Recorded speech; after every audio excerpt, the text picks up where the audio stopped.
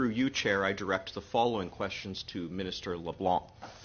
The NSCOP report that was recently released reveals that parliamentarians, including members of our House and the House of Commons, knowingly and deliberately assisted a hostile foreign state to the detriment of the people of Canada.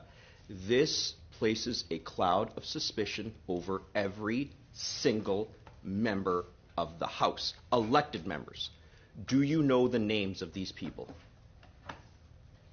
Mr. Chair, through you to Mr. Caputo, thank you for the question. I am updated regularly, and I think in a complete way, by our intelligence agencies, by the RCMP, by the Department of Public Safety. So I am very comfortable that I have the information that I need to do the work that I have to do, but you'll understand that discussing the details, particularly of the most sensitive information, is not something that we want to do publicly. Well, I'm not asking you to discuss sensitive information. I'm asking whether you know the names. Do you know the names, yes or no? I know a number of names that were surfaced in various intelligence products that I have seen, but I was not in the room when the Committee of Parliamentarians did their work. I don't have the exact details of which documents they saw and didn't see, but I'm very comfortable that I have access to all of the most important intelligence information, which would include, in some cases, names. Okay. So people who are alleged, and in some cases, according to our intelligence communities, to have committed some of the most serious offenses known to Canadian law, are you prepared to release those names, yes or no? No, Mr. Chair. You will not release the names of members, elected members, operating in the House of Commons. Do you think Canadians have a right to know, yes or no? Mr. Chair, I think it's important for Canadians to understand that these names are contained in intelligence reports. In some cases, it's uncorroborated or unverified intelligence information.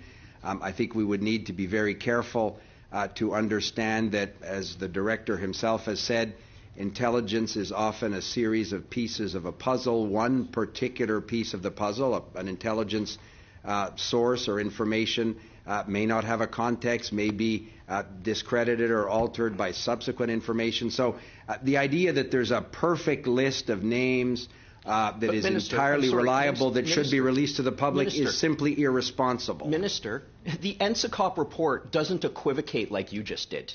The NSCOP report is clear, incredibly clear on names. Do you think Canadians should have the right to know? Not actually clear on names. I'm not done my Mr. question, Chair. Minister.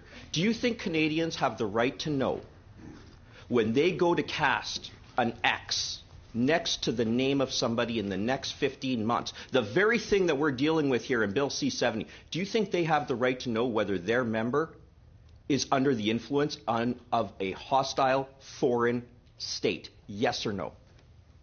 Mr. Chair, I think Canadians know, and I'm confident that they have every reason to be reassured that our intelligence agencies and the RCMP take their responsibilities extraordinarily seriously, have the resources necessary to investigate, and should the RCMP, for example, in their wisdom decide that charges should be laid in consultation with the appropriate prosecutors, that's our system in a rule of law democracy. It's not simply releasing a series of names or doing, as Mr. Caputo says he's concerned about, casting aspersions himself on everybody by pretending that there's some perfect list of names that the government's not releasing. No other Western democracy knows this, and Mr. Caputo knows that certainly in the government of Mr. Harper, even that kind of conversation wouldn't have been conceivable. So I think there's a certain disingenuous element, Mr. Chair, in Mr. Caputo's theatrics this morning. Disingenuous element. Under Mr. Harper's government, we did not get a report that said foreign state actors had infiltrated. Under Mr. Harper's government, we did not have reports saying that foreign state actors had dealt with this. Now, under current legislation, you can disclose top secret information when in the public interest. What would be more in the public interest than a person who could be elected and they are under the thumb of a hostile state actor. You can do that. So when you talk about disingenuous, you can do this. Why won't you before the next election? Mr. Chair, speaking of disingenuous, in Mr. Harper's government, the National Security Committee of Parliamentarians didn't exist because Mr. Harper's government didn't believe that parliamentarians should have access to this information or be able to review the work of our intelligence agencies. Mr. Harper's government in 2013, CSIS publicly identified an increasing risk of foreign interference in our democratic institutions, and the Harper government did absolutely nothing. So again, Mr. Chair, I think it's important to have a context to these comments. So you are okay with us going into an election, people putting an X beside a name where they have a cloud of suspicion, every single one of us.